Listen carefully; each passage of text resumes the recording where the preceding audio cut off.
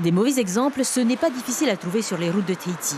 Des cyclistes sans lumière, à contresens, voire avec des personnes assises sur le guidon, la prise de risque ici est maximale. Justement, mes copains là, je rentre un peu. Ah, c'est juste pour des petites tracés. Comme on n'a pas aussi le temps et des fois on s'en fout. Non, c'est pas prévu jusqu'à la nuit. Je suis venu à mon entraînement pour le lever de pied.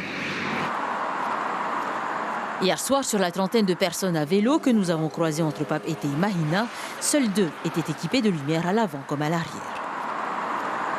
Si on n'est pas visible, beaucoup d'automobilistes ne font pas forcément très attention. Et si en plus nous, on n'est pas là pour leur rappeler qu'on a le droit aussi de circuler sur la route. Et de par le fait qu'on ait ces lumières, on leur montre aussi qu'on est là et qu'on doit être visible, quoi. Petit à petit, j'ai acheté ça. Les lumières à mettre sur les rayons.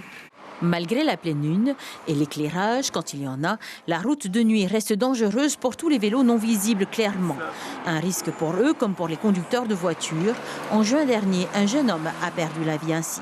Et en fait, c'est assez dangereux et tout. Et il faut penser à la sécurité de chacun, quoi. Surtout à des endroits mal éclairés, hein, où il y a moins de lumière, comme par exemple vers Tiare, la presqu'île et tout. Hein.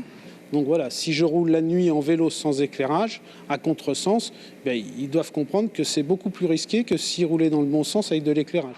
Être visible, c'est une obligation selon la loi. L'amende vous coûtera bien plus cher qu'un dispositif lumineux, sans parler du prix de votre vie.